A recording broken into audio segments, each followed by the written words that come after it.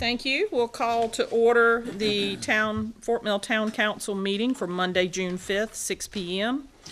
If everyone will please stand, we'll do the Pledge of Allegiance, and then we'll have an invocation.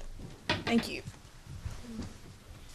I pledge allegiance to the flag of the United States of America and to the republic for which it stands, one nation, under God, indivisible, with liberty and justice for all. Heavenly Father, thank you so much for bringing us here together tonight and for giving us the desire to help with the structure and the town itself. Help us to do what is right, give us justice and peace as we do so, and wisdom as we move forward. In all things we give thanks. Amen. Amen.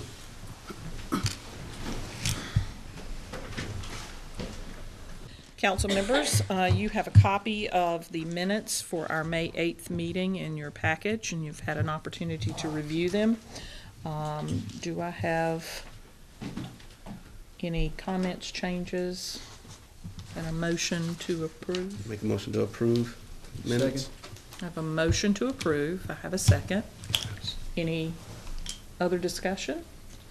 Hearing none. All those in favor, please say aye. Aye. All those opposed, nay. There was a unanimous approval of the minutes from May the 8th. Public comment. Pursuant to Section 246 of the Code of Ordinances for the Town of Fort Mill, any resident may appear before council for the purpose of providing public comments on any municipal matter except personnel matters. Those who wish to speak must sign the public comment sheet prior to the start of the meeting. Did we have anyone sign in? No. Okay, thank you so much. Now we will have a public hearing. A public hearing is designed to give us some information. This public hearing, item number 1, an ordinance annexing York County tax map numbers, oh Lord, 73600000079, 73600000129, 73600000132, and 73600000311, containing approximately 8.20 plus or minus acres at 1122 through 1126 West Hensley Road. The public hearing is open. I don't need a motion to open a public hearing. Hearing no comment, no discussion, no presentation.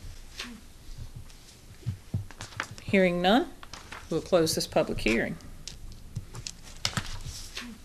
Public hearing item number 2, an ordinance authorizing the entry by the town of Fort Mill into an updated development agreement with Pace Development Group Incorporated for property located at York County tax map numbers 02012011191, 02012011192, and 193 and 194.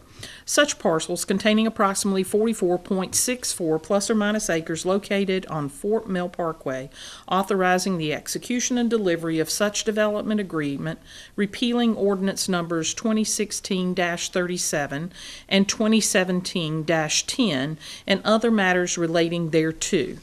This is the first of 2 required public hearings. This public hearing is open. Do we have any? Can somebody elaborate on that? It's the Huff track. Yep. Any other questions, comments? Hearing none, public hearing item number 2 is closed. Old business items. There are no old business items for this evening. New business items. New business item number 1, first reading.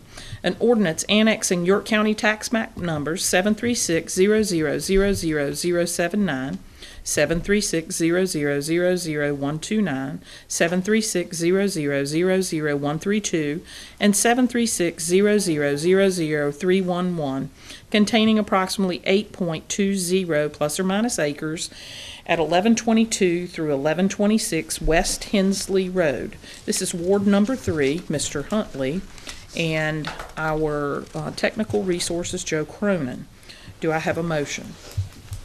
I make a motion we accept new business item number 1. I have a motion to accept new business item number 1. Do I have a second?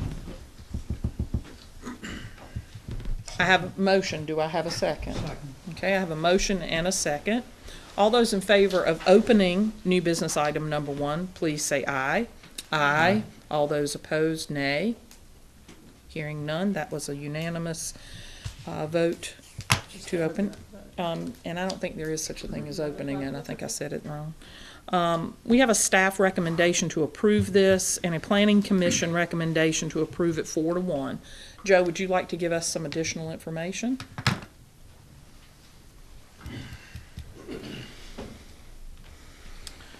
Good evening, Mayor, members of council. This same request actually came before you about a year and a half ago.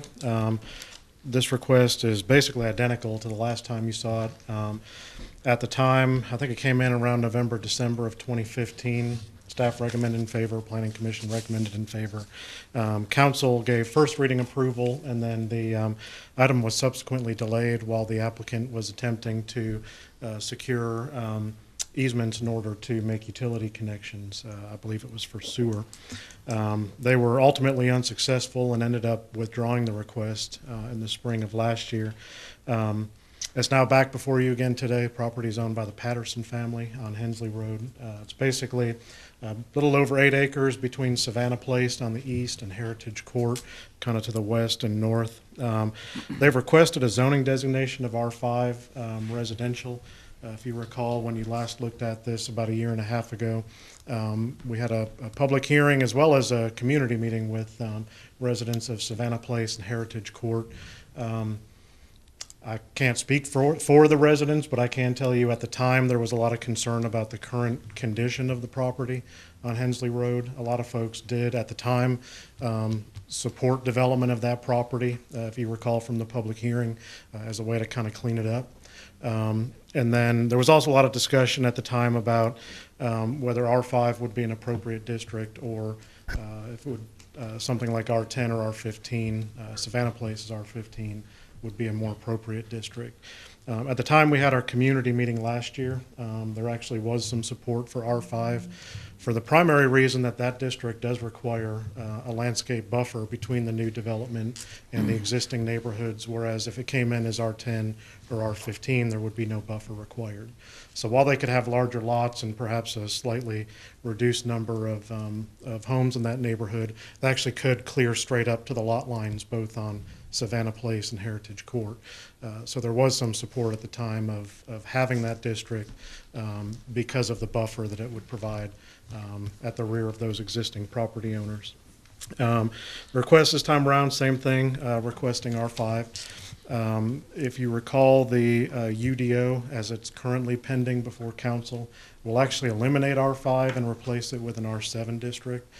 So if this project does move forward, there's a chance that even if you do annex it and zone it R5, depending on the timing, if anything were to happen or develop on the property, if it's done after the UDO goes into effect, then it would be subject to the requirements, assuming it would be zoned R7 of the R7 district. They do have a site plan in your packet. They were showing, I believe, 24 single-family lots, which was the same number that was proposed last time around, about a year and a half ago. And as I said, staff did recommend in favor for the project being consistent with the comprehensive plan. Planning Commission voted 4-1 in favor of annexation with a zoning recommendation of R5. So the 24 single-family units is consistent with every time they have come to us for annexation and approval. Would R5 allow for higher density? R5 does not. It only allows single family. The way it's worded in our code right now, it allows 3 homes per acre by right and up to 5 per acre with a development agreement. Property is too small to qualify for a development agreement, so it would be capped at 3 per acre times 8 acres, 24 homes. And R7, what would R7 allow per acre? R7 will actually allow, the way it's drafted right now, it kind of splits the difference and puts it at up to 4 per acre. So if you looked in the staff write-up and we kind of compared side by side what the current district is and if it became R7, could allow as many as 32. The way it's drafted right now. Of course, council can change that if you so choose. Where did I get the false impression that doing away with R5 would help us with managing density? The primary purpose of R5, as it was stated to us, was to increase lot size. And the R5 district does increase the minimum lot size by about 40%. Somehow this is feeling backwards to me. Does it, guys? Yeah, I thought that's why we're We were going to the doing away with R7, R5. so that the R7 lot was gonna be larger than the R5 lot. It was gonna allow the same number of houses, you get you get 3 houses, but the lots were gonna be bigger. Larger. Yeah. Yeah, and that's what's in the draft version of the UDO. Of course, that version has not received, Where did 4 houses come from then? that's what's in the draft UDO. Council can amend that if and when you adopt the UDO. Right now, it doesn't even exist. It's really just on paper until the UDO is adopted. If council had concerns about the density that's included in R5. So it should be or any other district. R7 lot size, which I think is by another 10 foot by 10 foot adds to it. Exactly. With the number that the R5 provided for the homestead. That's how it should read. So if the that R5 could says be 30 done. foot by 50 foot, then the R7 will be 40 foot by 60 foot. Yeah, I don't have the dimensions But they don't right get, off. I'm just picking a number off the top of my head, Yeah. but the home does not increase. It doesn't go from 3 to 4. Yeah. Yeah, I've that- just written myself a note. We will strike that from the Yeah, UDO. that would be an amendment that if and when you decide to move forward with the UDO, council can incorporate as an amendment in the So we'll UDO. decrease that 3. Yeah, it's not gonna rise unless you guys have further conversation. We've had numerous Yeah, conversations we wanted about the doing larger away. lot with that number, not more houses on a larger lot. We've had numerous conversations here in this council chambers to do something about density, and one of our first steps was to do away with R5. And that was the reason. So, no, Is the applicant willing to do R7, Joe? Well, right now, R7 doesn't exist, so Well, I you know. couldn't Saying annex if it and zone it If it switches R7. and stays at 3 per acre, Yeah, I mean, what they're proposing is based on R5, which is at 3 per it's acre. not gonna So change it- their density, it's just gonna give a bigger lot size. Yeah, and Right. If council goes with 3 per acre and 7,000 minimum square foot lot. Yeah, and which is what I'm the hearing. applicant is here. He does have a copy of the draft site plan. I believe all of the lots are 7,000 square feet or larger. Yeah, so he'll be from in what they're compliance then. proposing. but you understand the concern. Yeah, You know, the concern is that we come into a meeting and we gain consensus over something that we felt was, as a council, important to managing the growth and the density and the lot sizes. And then, even without the UDO, I was pretty certain we said we wouldn't vote for another R5. Now, here we are sitting with an R5 request, much to our own issue for not getting the UDO pushed through, but it has a 4th house, which is not something I understood. Well, I don't want to say it has a 4th house. The way the draft is currently worded, if that was adopted, it could. Council can change that draft or not adopt that draft at all, in which case R5 would stay on the books unchanged as it is today. And there is a buffer requirement, as I understood you to say earlier, with R5 that doesn't exist in the others. Correct. Right now, That's a that second is, note right. for the UDO on buffers. Yeah, the new UDO does include buffers, which today they do not, for other larger lot residential zoning districts. And is this the developer? Are you the developer? Would you like to speak with us? Current site plan shows approximately half of them are over 7,000 square feet. I don't know if y'all wanna, you guys wanna, Understood. and I think we could probably get them all to 7,000 square feet. That would But be we're wonderful. okay with the 2 unit. That would be very good. So it's really, but like you said, it's not inflation, so it really just depends on, at the time we move forward with this project is where, what the code says. So we can only apply for the annexation based on the zoning code that you have in place, and that's the R5. So, and we went back and forth on this, on the application was R5, R7, because I think I initially applied as R7, thinking that it was gonna be adopted, and it hasn't been yet, so Have you yeah. secured your water and sewer? We have talked with the city engineer about really the biggest issue is sewer. And, we've worked through a couple of scenarios with contractors on site about the way to sewer this site. We will have to obtain an easement through the Savannah Place subdivision, but that's, you know, we're working on ways to do that without having to take down trees and fences and stuff like that. And we can actually bore underneath all that stuff and avoid having to disrupt the existing properties as they are today. So, but, you know, through the process, we feel like we can get gravity sewer through that site to the Savannah Place subdivision. But that's something that's really more into the engineering side of it versus the planning side of it. But we're comfortable with the 3 units per acre. Project works at that. We don't need 4 units per acre, which the R7 will allow us, even though it's a bigger lot size. In our case, it really doesn't affect us one way or the other.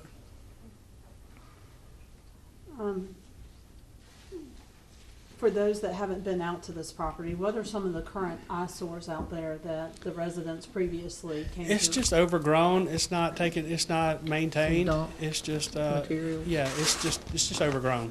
I mean, it really is. There's a lot of topo out there, you know, it's just, when you ride by it, it's like, it almost looks abandoned. And to clean it up and put in 24 lights, the buffers, as you see, are being provided in that site plan. So the residents will be buffered too. It's 24 lots on 8 acres.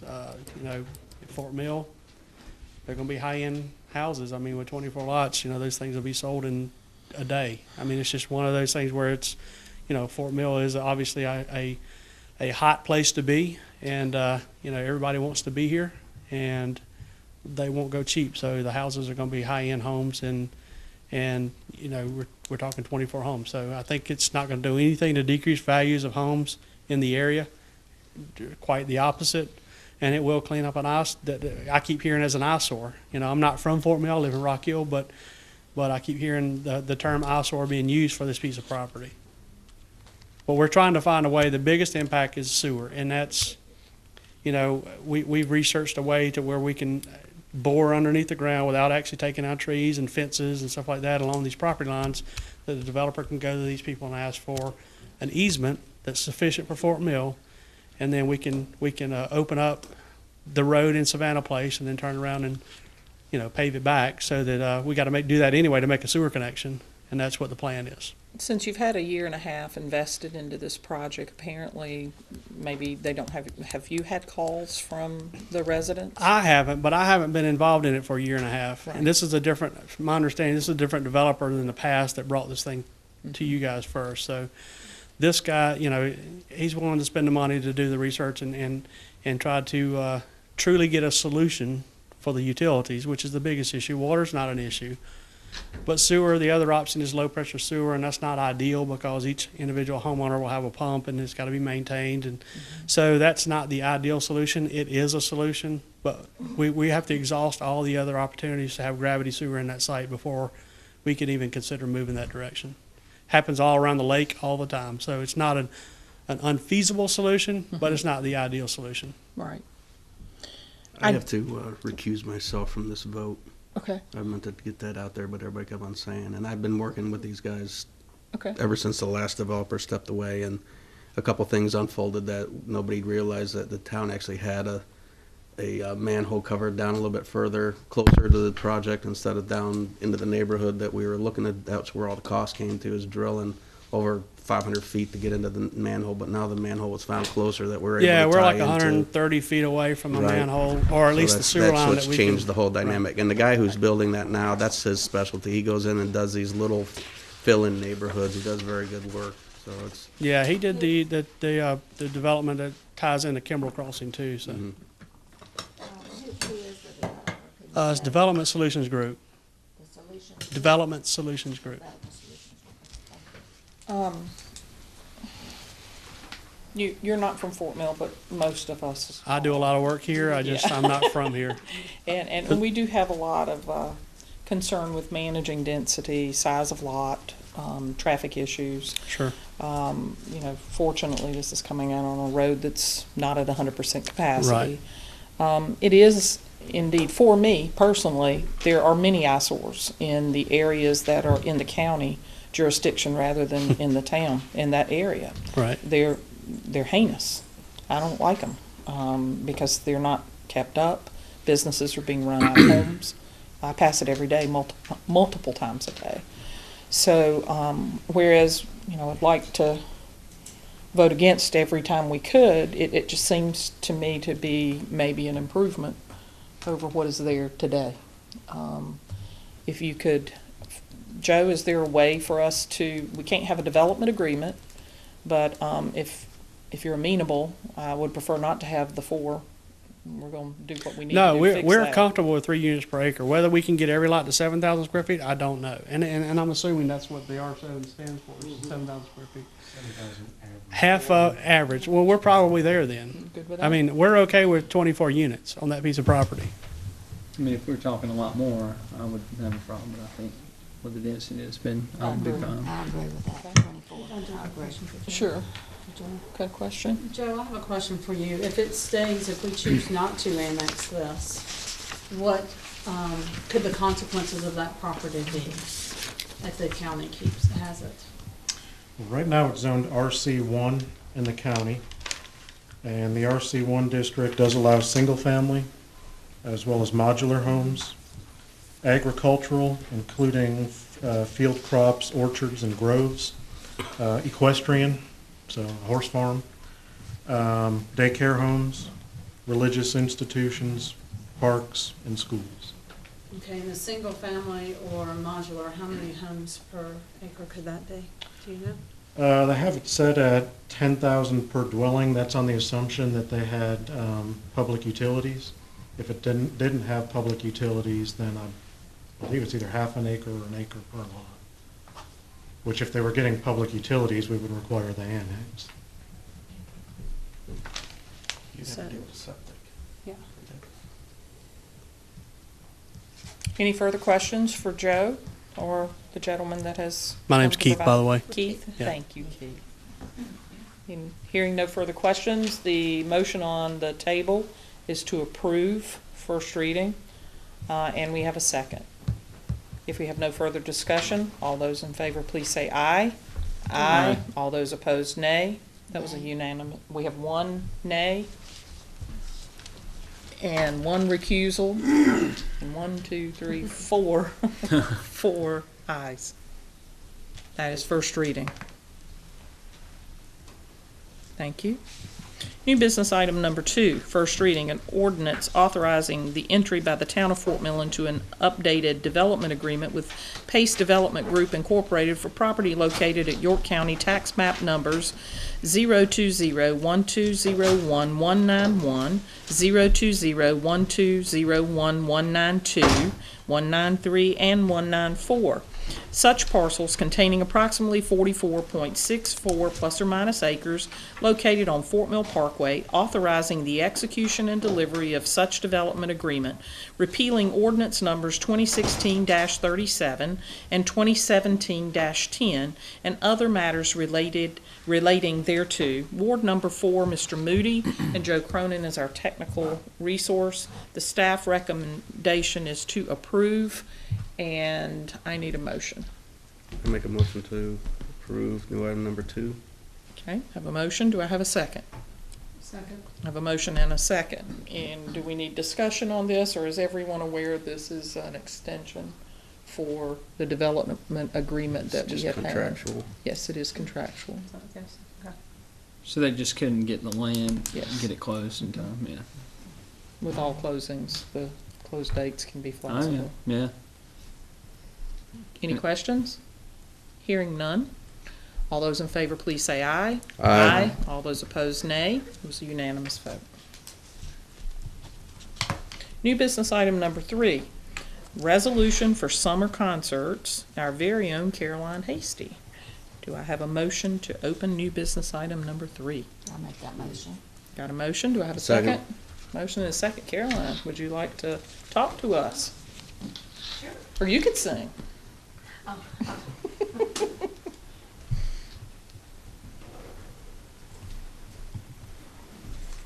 For those that don't know her, Caroline is the town's event coordinator.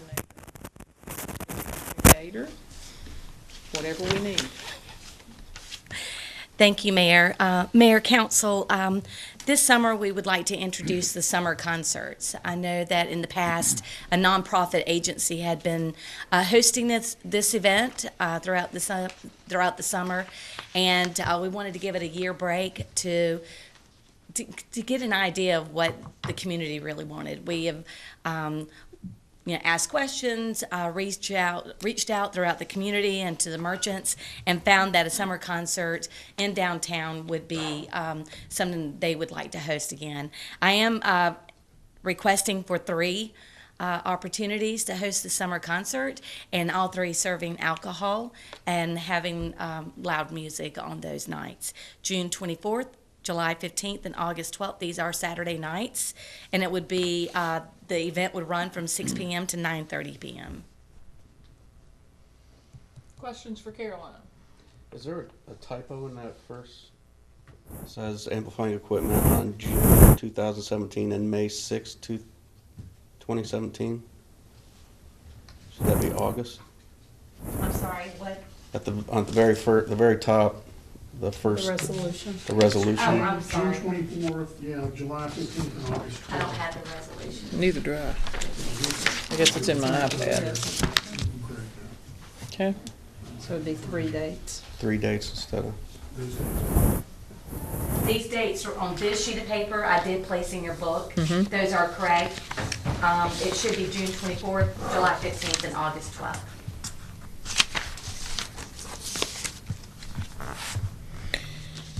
I've spoken with Caroline and several of our staff about these concerts. We all were aware when we brought in Walter Elijah Park that one of the potential projects that we would be interested in would be an amphitheater in the park. We certainly have only had it for about a month now, so we're a little premature in striking out and getting some bids to put it out there, but we've certainly looked at some designs that might be very nice in the park, blend in well. We've done some street closings and had music on Main. I think Caroline is looking at the foot of Main, the grassy area, for a smaller venue. We're not talking about or at least she's not talking about a large Strawberry Festival type event, which I think, Pineville does a concert series, Rock Hill does one downtown that has been actually fairly well attended. TK has done them at their ball field. They have food trucks, and they have something that is akin to summer music. No flutes and harps, but something good. Maybe some beach music, I don't know. That would be really good. But I think it will require, a period of time for us to ensure that we have all the bases covered and that we have everything in a safe manner and established. I think the town would enjoy it. I think we just want to make sure we get, where we need to be with it, and she's put some effort into the planning of that. Does council have any questions for her? Do we have any? I don't see any alternate dates in case the weather falls out. Correct. When you work with a sound company, bands, food trucks, usually they cannot hold dates that could possibly, as rain dates, it would be very costly for them. So we just have to let it go. Would we have to pay them anyway? The bands and the sound, usually with the sound is a 24-hour notice, but usually bands, we do have to send them something, like a deposit.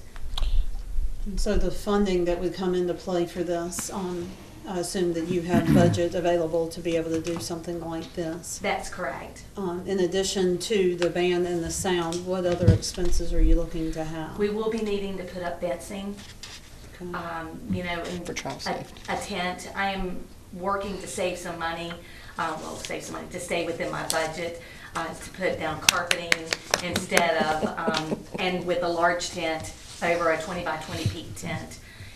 Those are things that I am doing. Okay. And with the timing of 6 to 9:30, we're not concerned about any noise ordinance or any of that. We'll certainly be. That's what the resolution is for, yes, ma'am. We'll be competing with the train at some point, right? I'm sure. That will add to the ambiance. Several times. Where would people park for this event? We do have, we're encouraging everyone to park in the field as well. They will come they will come at the bank, Founders Federal Credit Union. There will be a place for them to come through and park that way. Some designated parking, I think is Yes, what we'll she's have some indicating. designated. We talk a lot about parking. Yes. It is a blessing to have the type of foot traffic in downtown that we've dreamed of for many years. So I don't complain about the parking because it's really great to see people downtown out and about. We are looking in the short term for how to find ways to provide some parking. But in the meantime, our churches and our businesses have been very gracious to help us out and not fuss too much when we fill up the parking spaces. So again, this is not a Strawberry event. Can you tell them what you're hoping for in attendance? Mayor, our goal is 500. We are working with Carolina Elk as our beer provider. The Elks Club has wanted to be the nonprofit to work with them. With this being on a Saturday night, we do not have the traffic on Saturday night you would see on a Friday night. So that is a difference. People coming home from work. Correct. So I do see folks parking this direction and walking down. And we're trying to get the merchants to work with us to be open on those nights. Not everyone is able to, but our goal is to keep them, involved and to be there. And I know it was mentioned about some of these events and other places have food trucks. Is that something that we are going to be entertaining for That is this as correct. well? We will have only food trucks. The thing about food trucks, they can come in, park, serve, leave. They do not have to set up tents and things like that. What kind of bands are you gonna have? Currently, June 24th, we will have the Sonic Rewind. It is a variety band. These are all local bands right now. And then on July 15th, we will have Kyle Dill's band. It's a local group as well. They've been wanting to play for a while. The good thing about the summer concerts is that it's a good trial for us to see bands for our signature events. And maybe possibly for other events that we will have. It's a good opportunity to test them. Sonic Rewind has been wanting to play for a while at one of our festivals or one of our events, and they're taking this opportunity to show off that night. I think he might be asking, I don't want to put words in your mouth, but what type of genre are you talking about? Variety, that would be anything from R&B to dance music to a little bit of beach. Kyle Dill's is rock country. And then the vinyl band, we currently do not have timed down. The one that we had wasn't able to make it after all, but we're looking for R&B. Well, actually, I was asking, how loud would they be? I do not know what the sound, Decibels. The decibels. I live about 2 miles, I was gonna say the crow flies, but as the noise flies from Walter Elisha Park. And when we had the Strawberry Festival, I can sit out in my backyard and I might as well be down at Walter Elisha Park. And I just, we do have a noise ordinance. That's part of what the resolution is. And the good thing about it is I don't think we're going to be that loud, so you'll have to come see us to hear it. And I don't believe we've violated any noise ordinance over the course of the Strawberry Festival. It has to be within a range that is dangerous to one's health. I do know a little bit about sound ordinances, and I'm telling you, we'll have to compete with that train from the standpoint of what's noisy coming through. And in reality, if you have a tent, that's going to keep the sound in a little bit more as well, so that should help. Well, it's And kind that's what we want this to be. We do not want to turn this into a festival. We want this to be focused and geared toward our community. blankets and chairs and. That's correct. And I'm only advertising in our social media, Fort Mill Times. This is for our community. This is a community event.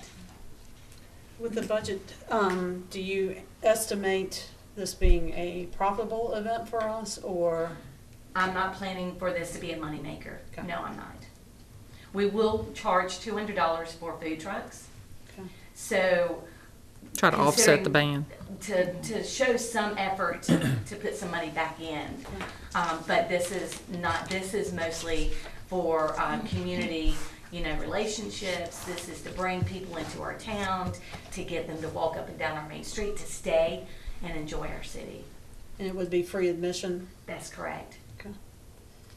Have you started with your action plan on this to work with the police department about the coverage that would be necessary? I work with the events committee Okay. that we have formed, and all the departments have a representative. Yes, They're at the table. Stephen Bivens is my representative for that board.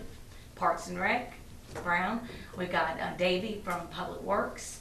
So we have Chris is with zoning. So we're pretty well covered. And actually, this committee, before I even took it as to be part of the budget for this year, I took it to the committee first to see if they would support it. And of course, they supported it. That's why we're doing it on a Saturday, because Friday night is so hard for traffic.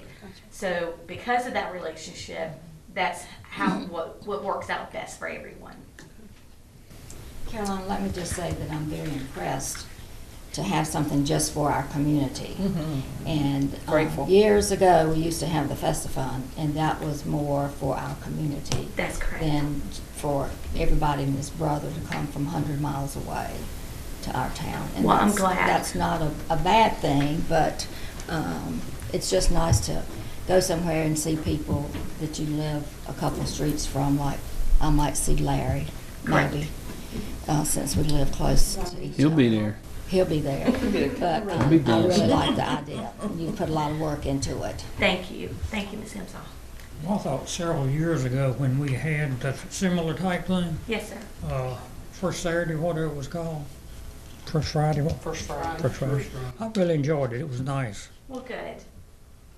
People didn't step on you or anything. That's what our goal is this time as well. Thank you. And I am very pleased that we are taking a much more organized approach to the planning and to get all of the details into a proposal and into a plan, and then we can measure our effectiveness with those. So I'm very pleased that we're taking a much stronger approach. Thank you. I've also asked Caroline, just as an aside with this event, to come up with a master calendar for all of us, not just events, but everything that we need to know about, because it's terrible when I'm getting ready to go to an event and you guys are unaware. So hopefully we'll have a master town calendar that we will also be able to share on our media outlets so that we can ensure the town's aware of upcoming events long before the time.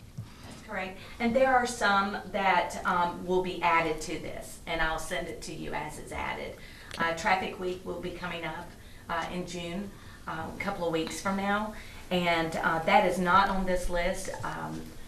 It's still in the workings.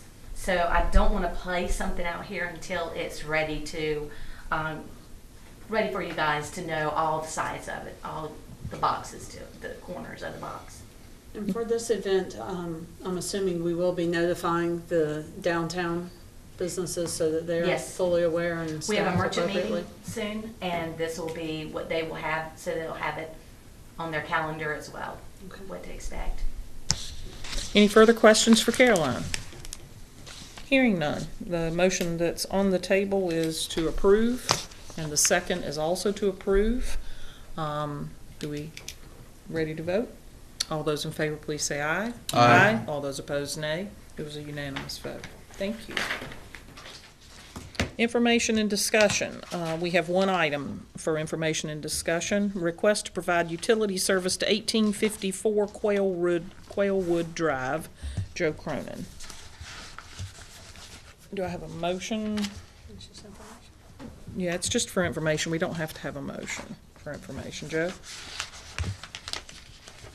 Would you like to? Yeah. Don't take too long. A couple months ago, you considered a request to provide utility service to 1854 Quailwood Drive. Property is not in the town limits, and they were requesting the ability to tap into, I believe it was our sewer system, which runs at the backside of their property.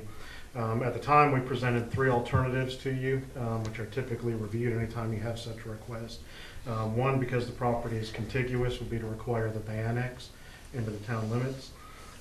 Two would be to authorize the extension of utility service and allow them to tap in, but to do so through an agreement, a written agreement. And three would be not to serve the property. The last time we brought it up, staff recommended that we not require annexation at this time for the primary purpose that it's one lot on an existing residential street. And the cost of providing garbage and public safety and other services to that one lot, in our opinion, would exceed the tax value that you would get from that one additional residential lot. So we had two alternatives that we recommended. One was to provide utility service either by an agreement or to not serve the property. And at the time, council voted not to serve the property based on some information that was presented at the last meeting. I think that came from Greg. And our understanding is some of that information has changed. I don't know if there's anything you want to add. If it has Do that. changed, Greg, I would appreciate you stepping forward and letting us know what has changed. No problem. We did not believe at the time that they could get a development permit, basically a land disturbance permit from York County, being that there's a ditch going through the middle of the property, but they had presented a plan that got approved by York County. So since that was taken care of, that alleviated that concern. And that was one of the biggest hiccups that we had, is that it was gonna be an open pipe, or not open pipe, but a pipe that goes across an open stream, and Correct. we don't need that. Elevated pipe. Right. So that is no longer the case. I want to be very specific. That is no longer the case. Just not. And regardless, we wouldn't own that anyway. It'd be a It service being a line. lateral directly to the manhole, but I don't believe that's the case at this time. And they have gained the easements to connect to the manhole itself. And we already have an agreement of service with 4 other homes over there, don't we? Where they just get water, sewer, they don't get any other. They just get Yeah, they sewer. get sewer. I get sewer. believe there's 3, and that was something that was done at the time that the easement was acquired to run the line at the back of the property, that if they ever chose to tie into the line, and that they would be able to do that without any cost or objection from the town. And to my understanding, they have done that. Are they gonna have to increase that capacity of that line, adding that other house onto that line? No. No. So just for my own understanding, is that, so they will no longer have to go across the open canal, Greg, is that right? Well, it was just a ditch, but yes, they do not have to go across that open ditch. Okay. All right. So And I with, believe the property owner is here? Or, yes? No? Yes? No? Right. Were there wetlands designation or floodplains that needed to be taken into account? And were we to provide that service to them, will they be able to build on the land without violating state-designated wetlands Again, and floodplain? that would be handled by York County.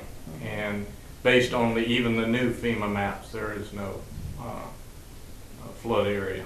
Yeah, the question, I remember from council was, could he obtain a building permit? And we had correspondence that he could. So, Yes, I think the complete plan, including the utility connections, are approved now by York County. I've heard from both parties, the owner and the neighbors, that are concerned about, and apparently indicated that they had contacted the state and that it was indeed in a designated floodplain. So I'm just trying to ensure that before we make motion to move forward, that we've done all our homework and have asked all the right questions. Which at this time is just a discussion item, so Yeah, there's I mean- nothing to vote on. Would they have to and reapply? again, Mayor, all this is gonna fall on the property owner. I mean, you would just be deciding if you wanna grant service.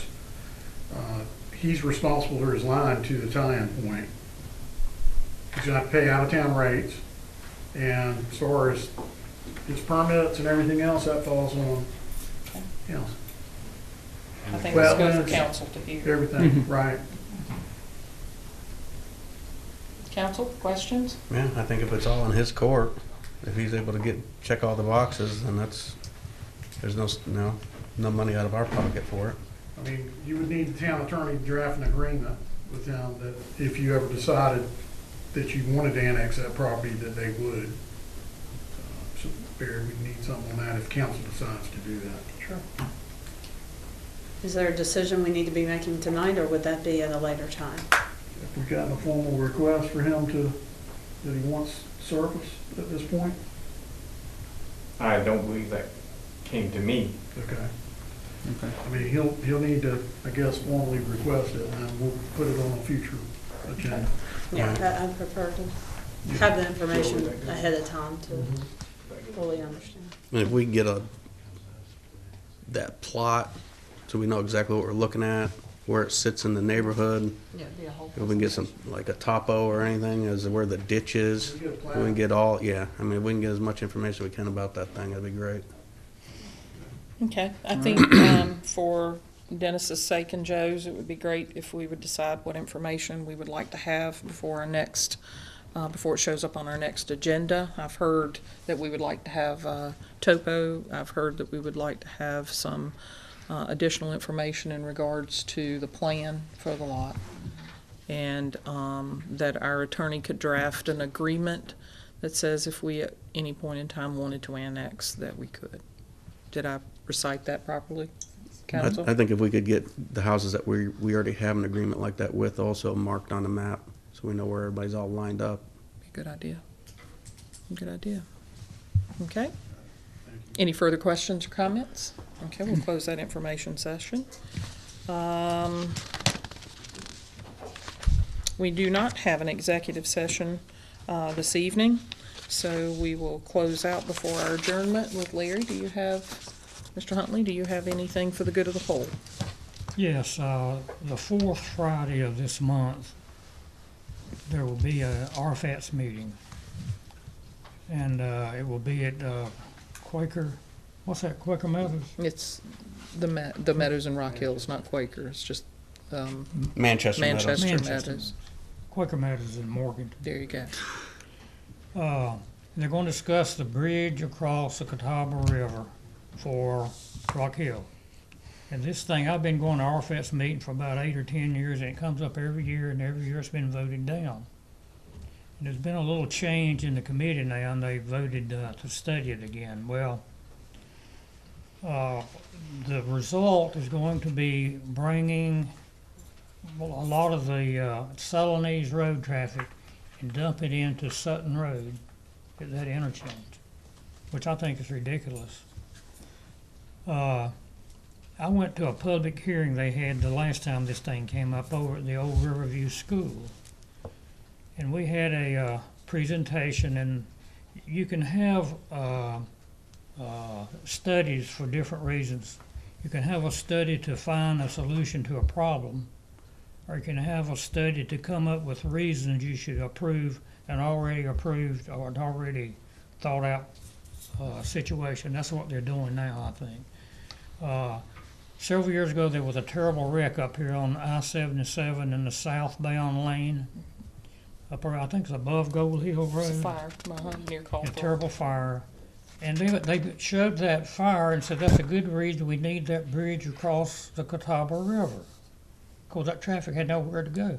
Well, that's ridiculous. The wreck was in the southbound lane north of where the bridge would be. It could have been a 10-mile wide bridge, and you still wouldn't have been able to use it. Matter of fact, you couldn't use 160 or Gold Hill for that matter. And they also used Massey out here on Adobe Bridge Road. There will be about 3,000 homes that build out. And Joe found out that the study showed 200 vehicles a day would be coming out of those 3,000 houses, which is ridiculous. I have been over there in the morning, 8 to 8:30, when high traffic. I'm coming toward Fort Mill, and traffic is backed up from the I-77 northbound entrance all the way past Mount Gallup Road. And I'm coming to Fort Mill, so all I do is get in the center lane, no traffic at all, come up to Cherry Road, take a left, go across a new 5-lane bridge, and the only time I hit traffic coming into Fort Mill. Nobody's going up Sutton Road. And I propose that for that, we put a sign over, starting on the other side of, west side of Mount Gallup, alternate route to I-77 north, so people get over there. There's no sense in that. And then in the afternoon, it backs up across the river, almost up to Sutton Road, exits in there at Celanese. what we need to do there is you got two, you exit and immediately there's two traffic lights within a block. Well, I would eliminate those two traffic lights. Whatever it's gonna be, cost is gonna be cheaper than $90 million. Manhattan has 9 million people and 7 million bridges. I mean, 7 bridges. Rock Hill is proposing 3 bridges within a mile and a half of one another. And it's just ridiculous. So I think we need to have a good turnout at that RFAT's meeting. Again, it's at Gallup Meadows. It's upstairs at a office-looking building. Manchester Meadows. Manchester Meadows. I'll get that right sooner or later. Or we'll keep nagging you about it, that's for sure. Anyway, show up and show support for not building the bridge. I think that's an excellent discussion for us to have. I'm gonna interrupt us for 1 second. I was made aware that you might have wanted to speak with us this evening. And I'm sorry that we started before you got here, but you had contacted the town and asked to speak to us. So would you like to address council? Thank you. Let's do anything we can to help accommodate. Thank you. I'm terribly sorry for keeping you waiting that long.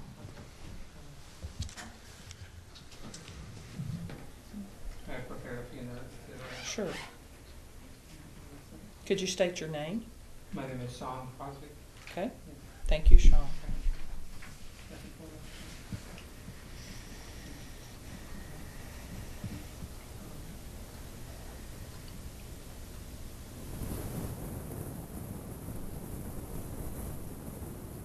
My concerns are regarding transportation. Yes, sir. Area. I aim to be as independent as I possibly can. However, my independence is kind of hindered because there is no transportation in this area. Currently, right now, 3 days a week, I volunteer at the Adult Enrichment Center with the High Five program. I help out at the Adult Enrichment Center with the High Five program. High Five is a day program for young adults with disabilities.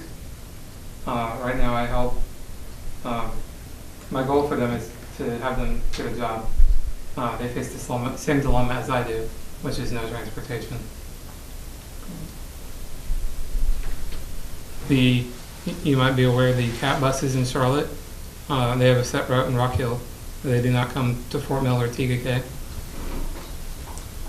I have to find my own transportation to get to their transportation to be able to take the bus.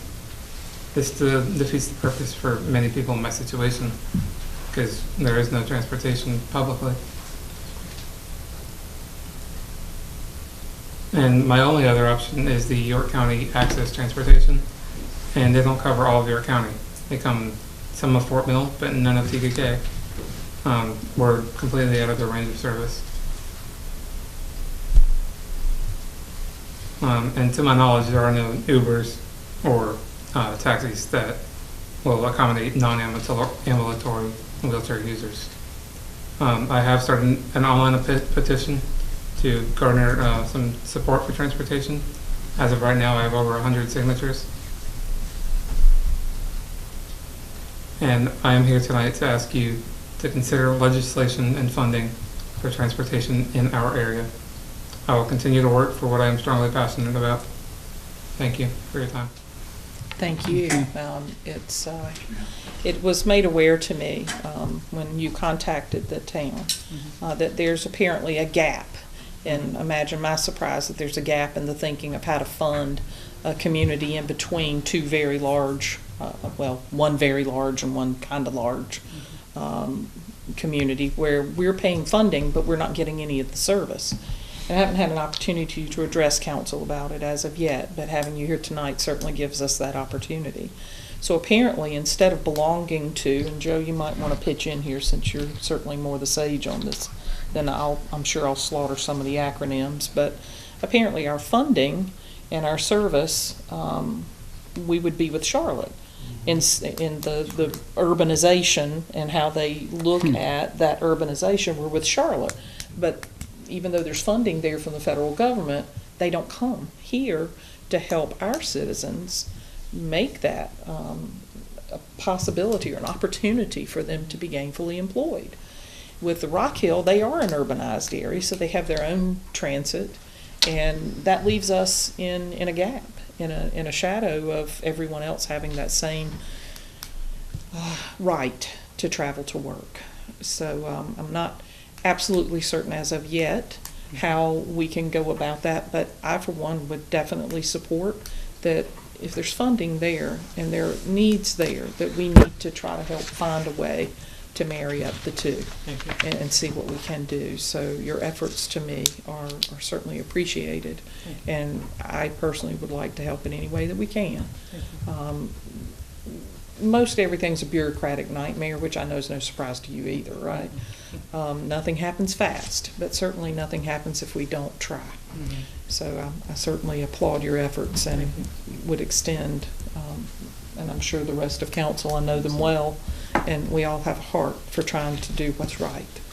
So we certainly appreciate you coming before us. And And Mayor, Mr. if I can just make a couple of comments. I had an opportunity about a year and a half ago to try and get some transportation for some folks, some older folks, to go to the doctors. Mm-hmm. And they were having difficulty because they lived in a certain spot in Fort Mill. Weren't served. That was not served, and I didn't understand that, but it's just a certain area that is served. And I had done a little bit of checking, not a whole lot of checking, but I did a little bit of checking and did not follow through very well, but I know that there really is a need. And Sounds so like we have a good opportunity now. We definitely have an opportunity, and I'll have to second what the mayor said. Thank you very much for taking Yeah, this thank you. opportunity for coming. Where is the served area? Is it in the unincorporated area? Is it in Tega Is it over here where we are? I think it's the ladies you're talking about are in Yes, Regent there's Park. some parts of Fort Mill. I don't know the exact range, but I know TKK is not covered. And where you said that you have to drive somewhere to get the bus. Where do you go to get the bus? CAS buses, they have a set route in Rock Hill. They won't come pick me up. On Cherry, on Celanese? Yeah, I'm not sure. I just know they have a set route in Rock Hill. Do you actually live in Fort Mill or Tega? TKK. Yeah. I can tell you there was a meeting, a regional meeting held at Manchester Meadows, and this was certainly brought up. And Mary, you said it perfectly. We do fall under the federal program tied into Charlotte, so everybody needs to express these concerns to CATS and to the Charlotte representatives to include Fort Mill in their planning area in TK, because they control those federal dollars.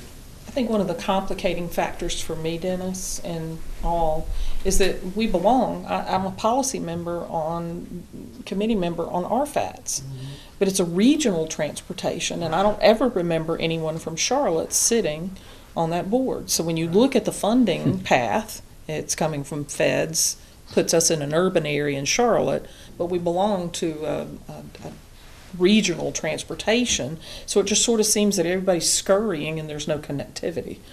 So we will find a way. It would be wonderful if, once you've gotten your petition, that you forward that to both Mayor George Shepherd, because I know him very well as well, and to us, and we will do what we can to support our council, and Michael Johnson, your county council member, that covers the unincorporated area of town. So And with you saying RFAS, I do plan to attend to get a feel for the next RFAS meeting.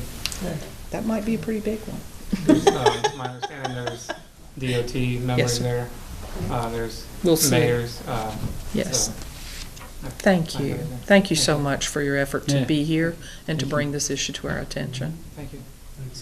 We appreciate So I it. think tying into that with what Mr. Huntley's saying and what Mr. Crosby has said, it seems like, the talk of trying to add another bridge and dumping more traffic into Fort Mill Township area that's already struggling to get enough funding for what we have going on. When things slow down on 77, unfortunately, when I do have to go to work, the delay is on 77. that's backfilling into the town and areas. But if we got very limited CATS buses going to Charlotte, 77's probably not planning to expand in the next 10 years since we've not started hearing it yet. You know, it sounds like there needs to be a discussion with CATS about how can we better serve the people of York County, not just Fort Mill, but Fort Mill, TK, Rock Hill, with additional bus stops in this area to cut down on traffic coming from Rock Hill, cutting through on the bridges, or Amen. for, you know, anybody, you know, I mean, not just those in need because of disabilities or, you know, options that you have available to you, but also just everybody to serve the community as a whole.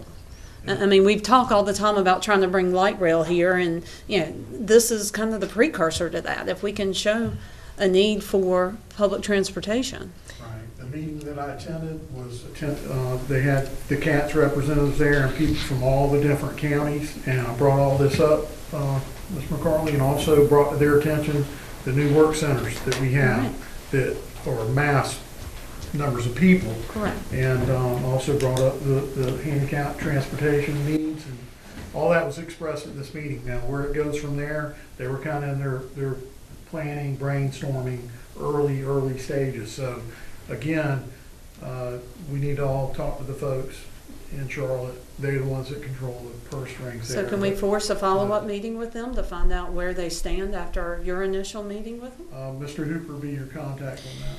Yes, and I will tell you that when I first joined town council more than 10 years ago, we had a presentation from Charlotte on mass transit, and it was to try to gain support for the long-range planning, which would start with bus routes and move itself to light rail. Right. There was no traction because the price tag is enormous. It is enormous.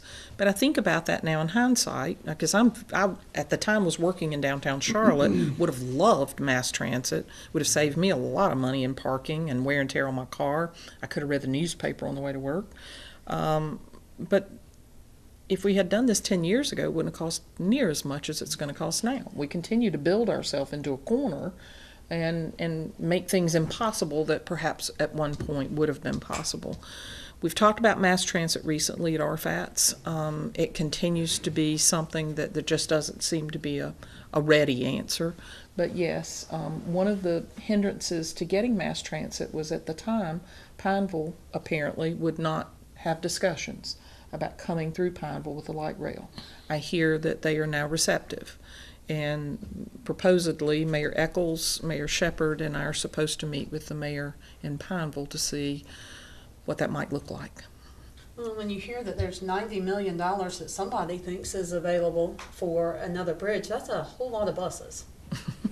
You know, I mean. I think Don't, Yeah. isn't there a bus that goes to Baxter, like, There is. really Yes. early in the That's what I was morning? just gonna say. And then one that goes to, so you Express can't route. tell me to have it come by twice. Or even make the teardrop loop that hit TKK and all that is gonna At one cost time, they anything came to more. Carowinds and parked up at Yeah. Carowinds. So we will certainly get our arms around what can be done. There are a lot of competing forces in the discussion on transportation, a lot. And I do think, Jamie, I'm not jumping over you, but the decision about the bridge is very critical to everyone north of the river, because there is a problem on Celanese Bypass. It's a safety issue when you're coming from Charlotte on an interstate highway and you come upon stopped traffic because they can't get on the exit to get off on. So it is a serious safety issue. But the solution that's been proposed a multitude of times doesn't correct the problem. It moves it. And it moves it here. And it moves it to a location that perhaps 10 to 12 years ago looked like an opportunity. But now that corridor on Sutton Road is used by Baxter residents to get to 77. It is used by high school students that don't want to get on 160. It is an alternate route for people wanting to avoid the congestion on 160. It is not a good solution. You also have Mason's Inn. Mason's Bend Mason's is there, Bend, but TKK I don't want to uses use it as the only reason, because, you know, that's certainly, in my trying to say it's not a good solution at RFATS, that always comes up, well, you built a neighborhood. We okayed that neighborhood after This particular proposal had been voted down. It was voted down and was not on the table when we approved Mason's Bend. I would encourage each and every one of you that are here tonight and those that are seeing the videotape of this over and over to look at our website and look at our Facebook and get the names of the voting members of the committee that represent all of us and talk to them about your concerns of the congestion and that it's really not a solution to the problem that they have. And it is a $90 million price tag. So it would certainly take a great deal of the monies that would have gone to other projects and other needs in that meantime. So I would encourage everyone to do that, please. Jamie, we jumped over you. Anything for the good of the whole? I just wanted to remind everybody, school's out now. There was a lot of great celebrations and some really nice ceremonies for that, and just be aware that the kids are going to be out and about riding bikes, skateboards, and playing. So as to with traffic, be more dutiful and keep your eyes open for that. I just wanted to give a shout out to Habitat for Humanity. They gave out their Golden Hammer Awards to some of the community leaders around here for what they have done with that. That's a great group of people, and they do wonderful things for not just Fort Mill but all around. And then just to dovetail into the bridge, I'm not against the bridge as long as it's going to help. There's no way that can help with anything. You're just moving, as you said, you're just moving one issue from one side of the river to the other side of the river. Bridges don't make money. Roads make money. You can't put a business on the side of a bridge. If you're going to put a bridge in, they need to put it somewhere where we can actually develop it out, and then everybody can be beneficial from it. You put a bridge into an area that's 80% already residential, you just might as well take that $90 million and drop it in the river and let it float on down, because it's pretty much all it's going to do. Thank you. Lisa? Yes, with vacation season among us, I'd encourage all that if they want to have their properties checked while they're on vacation, to reach out to our police department. They'd be happy to come by and do a check to make sure the home stays safe. The other thing I'd like to do is congratulate our Parks and Rec team for finally getting in the end of the spring season. We had lots of rain delays, but glad to see that we were able to get in all the championship games, especially my daughters, where they won. So, yay. Yeah. But thank you all for your due diligence and help with making sure that the kids did have the opportunity to play. That's awesome. I'll wait till last. Trudy? Yes, I have a couple of items. There's a house on Spratt Street that there's some trash that has been out there for probably a month or more. What is the policy on that? What kind of, what are we talking about? It's Is it debris or? it's debris. It's just debris. It's It's beside Wolf Funeral Home. There's a vacant lot there, and then it's right. On It the used other to be a side. commercial property and housed a landscaping company. It was a residence prior to that. So I don't know if they've cleaned it out and have put the stuff out in the yard, but I know what you're talking about. I know exactly what you're talking I about. think I know what you're talking about too. Well, I'll get somebody to go out there and talk. I didn't realize it had been a. It was a residence and then it was landscape. So I don't know what it is Yeah, now. boy, they're doing some kind of remodeling or something, I thought. So I didn't know if they were gonna haul it off or what. Okay, it's been out there for a good while. And then the other thing I was going to ask about is the speed limit sign going out of Fort Mill on Spratt Street. Just before you get to Deborah Long, has been a 45-mile-an-hour sign, and it's been down for a number of months.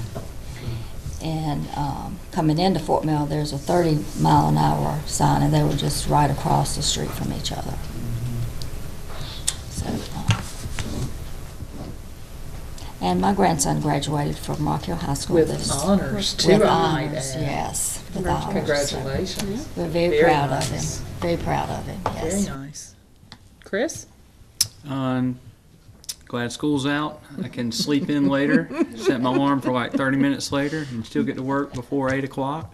We have Bible school this week up at the Baptist Church, so good crowd up there. And down with the bridge, as Dabo says. Print that, tweet that, right, Brian? So, thank you. I would like to thank our Parks and Rec folks as well for the season that they've managed to continue to do a great job. All the ball fields look really good.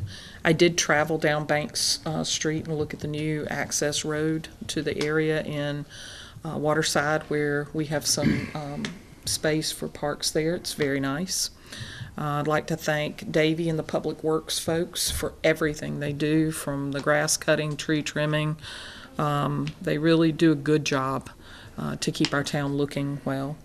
I did want to mention the same thing Jamie did and everybody else with vacation. There are a lot of kids on the streets. I'm seeing a lot of people in the street. Please be careful. Do not make work for our police force. They have plenty now. And it's also storm season. So for the fire department, certainly want everyone to be careful. Driving over heavy rains is always an issue. Thanks to the town staff, we made a very significant move over the course of the last month into a new facility. It's music to my ears to be in the building and hear ladies coming through or men coming through our drive-through and hooping and hollering that they can pay their bill without getting out of the car. I think that's a significant improvement in our customer service. Certainly it's a beautiful building, and a lot of work and effort went into getting that move made, and I'm very pleased with the result. It's a nice facility for us, and again, it increases our customer service and certainly makes good use of our taxpayer dollars. So with that, happy summer, and I will entertain an adjournment motion. Move for adjournment. Got a Second. move and a second. All those in favor, please say aye. Aye. All those opposed, nay. We have a unanimous vote to go home and eat. Thank you. Oh, yeah. Done.